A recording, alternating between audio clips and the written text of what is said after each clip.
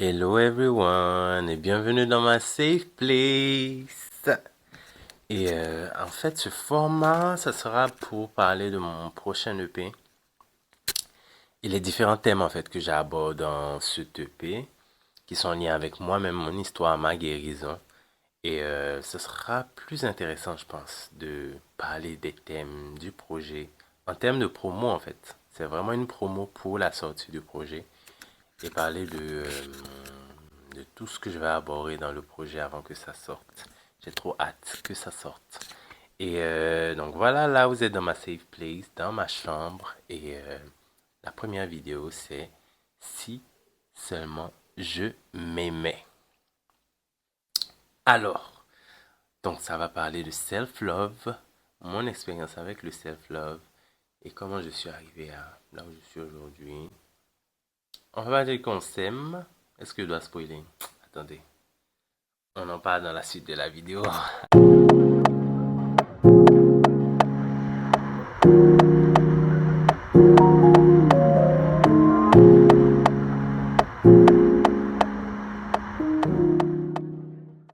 Alors, on va parler de self-love.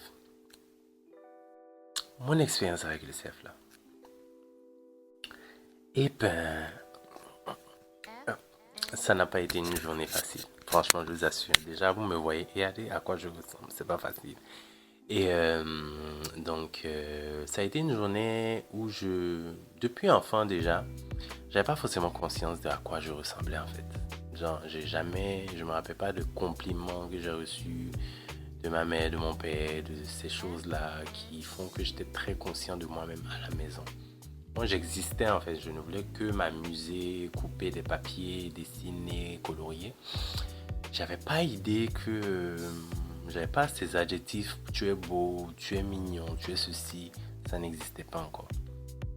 Ma première confrontation de quand j'ai commencé à vraiment comprendre que j'étais différent, c'est ma confrontation avec le monde extérieur en fait.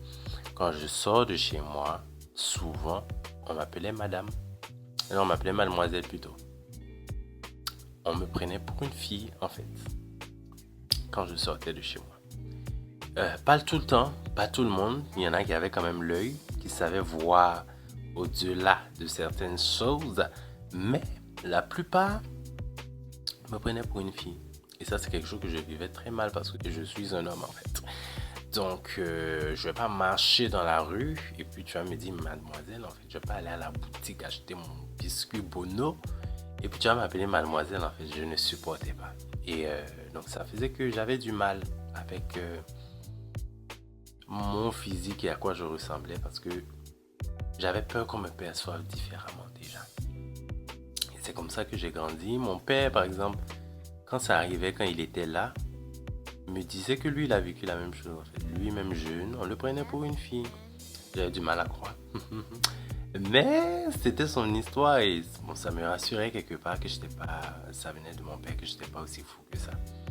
Ma mère, par contre, elle, ça la faisait bien marrer en fait. Elle riait. Je me rappelle d'une histoire où on était allé ensemble prendre de l'essence dans sa voiture. Moi, j'étais assis devant un siège passager à côté d'elle. Et puis, le gars qui est venu mettre l'essence là, lui aussi, pas bateau comme il est, il vient et puis il dit que bonjour les mamans. Bonjour les mamans. Genre, c'est une autre maman qui est assise à côté de ma maman en fait. Donc, ma maman se tournait, me regardait, puis elle rigole. J'étais super gêné. Donc, mes parents, c'est comme ça qu'ils le prenaient. Donc, ça pouvait arriver que ce soit hostile. C'est qu'à l'école, on pouvait me pointer du doigt à cause de ça, on pouvait me minimiser à cause de ça. Ça me rappelle à un professeur de sport aussi. Je me rappelle un jour qui m'avait pris pour une fille. Donc, quand on faisait la séparation des hommes de ce côté, les filles de ce côté, quand je me suis mis du côté des hommes, qui a commencé à dire, toi, la fille, là, tu aimes garçon et tout ça. Gâter mon nom là-bas. Et une autre fois encore, je pense que j'ai énormément d'anecdotes comme ça, où c'était vraiment violent, c'est que je marchais dans la rue, je pense qu'il y a quelqu'un qui a su que lui, là, il ressemble peut-être à une fille, ou je ne sais pas quoi, en tout cas, ce n'est pas une fille. qui s'est arrêté quelque part là-bas avec sa voiture. J'étais avec des amis. Et qui a commencé à gueuler en fait sur moi pour dire que toi, tu peux pas te comporter comme un homme et tout. Vraiment, c'est dans cette atmosphère-là que j'ai grandi en fait. Désolé, je suis un peu enrhumé. Donc ça fait que j'avais une très mauvaise perception de moi physiquement déjà. Ensuite, psychologiquement, mentalement, j'étais pas nourri aussi à l'intérieur dans le sens où j'étais pas assez satisfait de ce que je faisais. C'est que tout ce que moi je faisais, c'était jamais bon. Jamais. J'ai pas eu ce sens de mérite très vite de me féliciter pour ce que je faisais. Tout était en fait accomplir les choses, être le meilleur pour pouvoir me faire aimer en fait. Et ça c'est un truc depuis enfant qui est resté. C'est que pour pouvoir me faire aimer de mes parents et de ma mère, parce que c'est tout ce qu'ils demandaient, des résultats scolaires top, des notes et tout ça. Vraiment, moi, toute ma vie, c'était des chiffres. C'est sur ça que ma valeur s'est construite, sur mon travail. Donc, je n'ai fait que travailler. Je n'ai fait que bosser. Donc, on ne m'aimait que pour ça, en fait, tant que j'étais performant. Et ça, c'est quelque chose qui m'est resté, malheureusement, qui m'a détruit dans beaucoup d'amitiés, beaucoup de relations. Mais on y reviendra. Et c'est dans cet environnement un peu que je me suis construit. Et ça n'a pas... Et étant enfant, en temps adolescent, tu ne te rends pas compte en fait. Tu te dis pas que ça va avoir de réels impacts sur tes relations quand tu seras adulte. Ta relation avec toi-même, les autres et même tes futurs choix en fait dans la vie. Donc j'ai grandi, malgré que dans mon adolescence, dans ma jeunesse, j'aimais bien me saper et je me sapais comme je pouvais. Voilà, je me sapais comme je pouvais. J'aimais bien faire des shootings, sortir de chez moi, aller faire la fête, danser. Donc j'avais une... les gens pouvaient me percevoir comme quelqu'un d'extraverti alors que pas du tout en fait. J'avais enfui beaucoup de choses en moi et cette extraversion en fait c'était juste un masque pour ne pas avoir à vivre tout ce que je vivais à l'intérieur. Alors, c'est comme sur ça que je me suis construit, sur ces déluges. Et en grandissant, je me suis rendu compte que j'avais atteint un plafond de verre, c'est que j'arrivais pas à m'aimer. Mon amour, ma valeur venait toujours des autres. C'est que je donnais cette possibilité ou cette action-là aux autres de m'aimer pour que je puisse m'aimer. Donc ça a fait que j'ai transformé mon caractère. J'ai porté à main, je suis devenu une autre personne pour pouvoir me faire aimer des autres parce que je ne m'aimais pas en fait. J'aimais pas qui je suis. Il fallait que je sois quelqu'un d'autre en fait. Et malheureusement, je me suis dilué. J'ai perdu en nature, j'ai perdu en personnalité, en qui je suis pour pouvoir me faire aimer. À quel prix en fait? Et je me suis rendu compte au fur et à mesure que je pensais me faire aimer des autres, je ne m'aimais toujours pas. C'est que malgré toutes les personnes qui disaient m'aimer, ça sonnait comme une vilaine chanson en fait. C'est que je n'y croyais toujours pas. Il y avait toujours ce vide là qui était en moi, malgré toutes ces personnes qui me disaient je t'aime. Et je savais que le problème était ailleurs, mais j'étais tellement matrixé, j'étais tellement confortable en fait dans cette version de moi-même que je voulais pas penser à autre chose. Et après ma période d'hibernation, et c'est la période où j'ai touché le fond, c'est la période où j'ai eu à vraiment me questionner, à introspecter. Et je me suis rendu compte que je ne pouvais pas m'aimer dans ce masque, dans cette perfection que j'ai essayé de créer. Je ne pouvais pas m'aimer dans ça. Il fallait que je m'aime, pas que dans ma zone de lumière que j'ai essayé de projeter encore plus, mais tant que je ne m'aime pas dans ma zone d'ombre, ce sera impossible pour moi de m'aimer à 100%. Alors, qu'est-ce que j'ai fait? Pendant mon hibernation, c'est la période en fait qui a fait que j'ai réussi à embrasser ma zone d'ombre, embrasser qui je suis réellement. C'était période assez embarrassante. C'est que j'ai eu à faire le pardon avec des choses que je voulais plus voir en fait. C'était vraiment le tunnel de la honte pour moi. C'est que je suis revenu, repris en fait le réel chemin de ma vie et j'étais confronté à moi-même. Et on m'a pointé du doigt, on m'a dit toi, ce que tu allais faire là-bas, il y a des bêtises que tu allais faire parce que tu ne t'aimais pas. On ne peut refaire le monde avec des si. Et ça arrive à la partie du si. Merci à José pour cette chanson.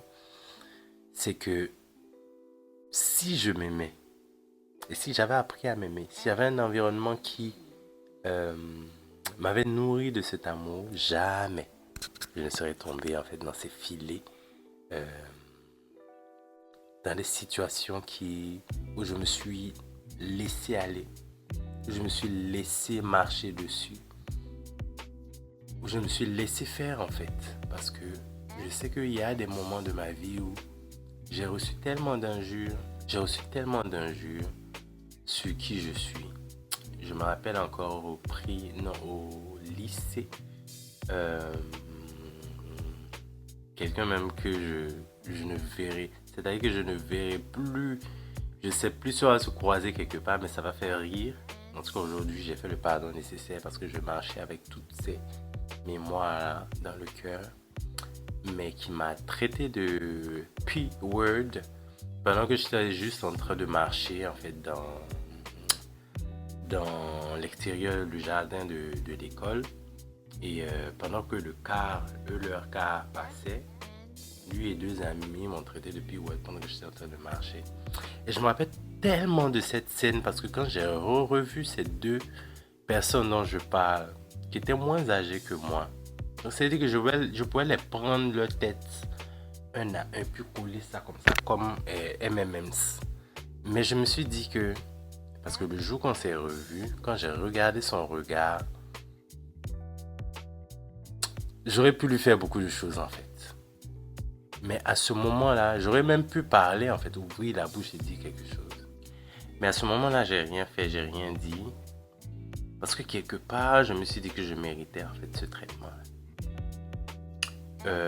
Toute méchanceté qui m'est venue après ça, je me suis dit que je mérite. Je me rappelle aussi dans ma classe, même au lycée, il y a des gens même que je continue de côtoyer aujourd'hui qui m'ont dit certaines choses, qui m'ont fait certaines remarques, qui m'ont détruite, blessée à ces périodes-là. Et je n'ai pas trouvé la force d'outrepasser tous ces mots qu'on m'a dit. Ça a fait que tous ces souvenirs me revenaient à chaque fois. Ils se sont transformés en voix dans ma tête. Et ça a été difficile de sortir de ces schémas de haine contre moi-même. Parce que quelque part, je me disais que je méritais cette haine. Et donc ça s'en est enchaîné des situations où après, je me mettais énormément en danger. Je me suis brûlé. Je pense que le cas le plus grave, c'est quand je me suis brûlé au second degré. Parce que je n'ai pris aucune précaution pendant que j'étais en train d'inhaler cette eau. Parce que sincèrement, je pense que j'avais aucune conscience de moi-même. Et malgré même que j'ai vu mon corps se dégrader dans la souffrance, où j'ai vraiment souffert à cette période, il y avait toujours un sens de je mérite en fait. C'est comme si inconsciemment, je me faisais du mal à moi-même, à mon corps, parce que je ne voulais pas être dans ce corps, je ne voulais pas être là en fait. Et j'avais du mal à l'accepter. Donc, c'est comme si je me faisais du mal à moi-même sans le savoir. Et mon alimentation, énormément de choses, j'étais très négligent en fait. Et je suis toujours négligent. Et c'est quelque chose que je remarque encore plus maintenant que je travaille sur moi-même. C'est que la négligence que j'ai envers moi-même est incroyable. Je suis très négligent envers moi-même. Là où je serais très attentif envers les autres, je suis très négligent envers moi-même. Tout ce que j'ai besoin, toutes mes choses de base, je ne me les accorde pas du tout. Et ça vient de cette expérience-là. Alors, donc je dis que si j'avais réussi à m'aimer, il y a énormément de choses que je n'aurais pas vécues. Je pense que je me serais levé pour moi-même, je me serais battu pour moi-même. Même si ça m'aurait coûté des amis, des proches, ça m'aurait coûté énormément de choses. au moins je me serais pas perdu. Parce qu'aujourd'hui que je me suis retrouvé, ma plus grande peur, c'est de me perdre, en fait. Sincèrement.